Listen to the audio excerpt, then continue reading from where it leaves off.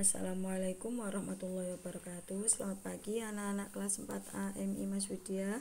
Pagi ini kita bertemu lagi pada pembelajaran tematik tema 1 subtema 3 tentang pemantulan dan penyerapan bunyi.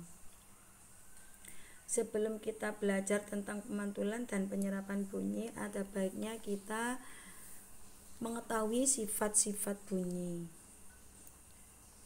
Sifat-sifat bunyi ada 3. Yang pertama yaitu membutuhkan media untuk merambat, seperti yang pernah kita pelajari beberapa hari yang lalu, yaitu media yang dapat merambatkan bunyi ada 3, yaitu benda padat, cair, dan gas atau udara. Sifat bunyi yang kedua yaitu dapat dipantulkan dan diserap, yang hari ini akan kita pelajari. Dan yang ketiga, bunyi dapat dibiaskan. Sifat bunyi yang ketiga ini dapat kita ketahui jika kita mendengar bunyi petir. Bunyi petir pada malam hari terdengar lebih keras dibandingkan pada siang hari, karena kerapatan partikel udara pada malam hari lebih padat dibandingkan kerapatan partikel udara pada siang hari. Nah, sekarang kita mulai menginjak pada pemantulan dan penyerapan bunyi. Bunyi dapat dipantulkan jika mengenai benda keras seperti kaca, dinding, kayu, dan logam. Di sini ada contoh dinding yang terbuat dari susunan batu bata dan semen yang dapat memantulkan bunyi. Selanjutnya, bunyi dapat diserap jika mengenai benda lunak seperti karpet, karet, busa, kain, wol, goni, dan kertas. Di sini ada contoh ruang pertemuan, lantai dan dinding ruang pertemuan gedung, bioskop, studio musik dilapisi karpet. Tujuannya untuk menyerap atau meredam bunyi suara atau meredam bunyi. Suara dari dalam ruangan menjadi tidak bising atau terdengar hingga keluar ruangan. Pemantulan bunyi sendiri ada 3 macam, yaitu bunyi pantul. Bunyi pantul yang dapat memperkuat bunyi asli, contohnya ketika kita bernyanyi di kamar mandi. Dan yang kedua yaitu gema, yaitu bunyi pantul yang muncul setelah bunyi asli. Jadi setelah bunyi aslinya selesai, baru bunyi pantulnya itu keluar. Gema biasa kita dengar jika kita berada di lubang sumur. Misalnya kita mengeluarkan suara di lubang sumur, nanti setelah kita selesai mengeluarkan suara, seperti ada suara yang sama keluar, kita dengar.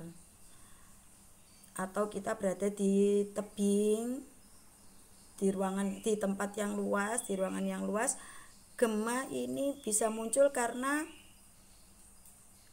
penghalang gelombangnya jauh.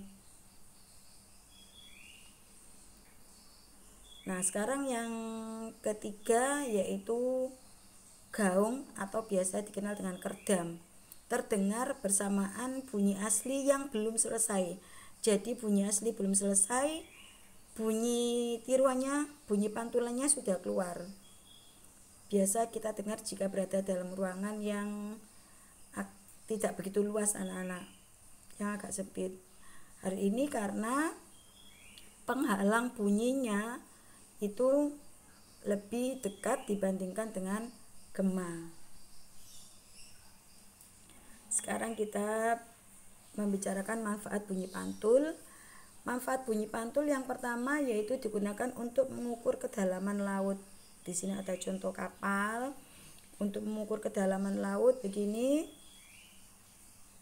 Kedalaman laut dapat diukur dengan cara menghitung waktu yang diperlukan oleh gelombang bunyi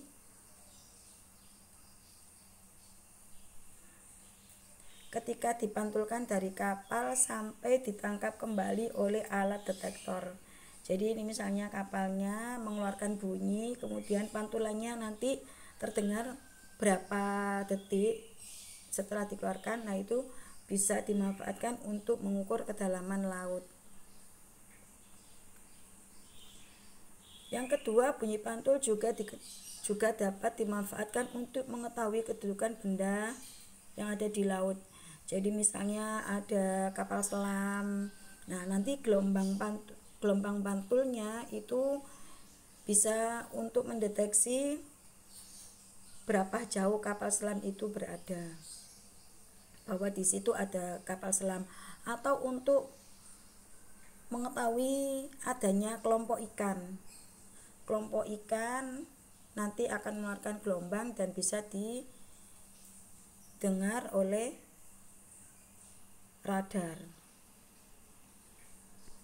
Nah, dari sini kedudukan kapal selam dan kelompok ikan dapat diketahui dengan memancarkan gelombang ultrasonik ke dalam laut. Kemudian gelombangnya itu ditangkap oleh radar. Untuk tugasnya menjawab pertanyaan LKS tematik halaman 68. Kalian kerjakan di lembar kertas. Saya akhiri sampai di sini dulu. Jika ada yang belum paham boleh ditanyakan. Terima kasih, tetap semangat ya. Assalamualaikum warahmatullahi wabarakatuh.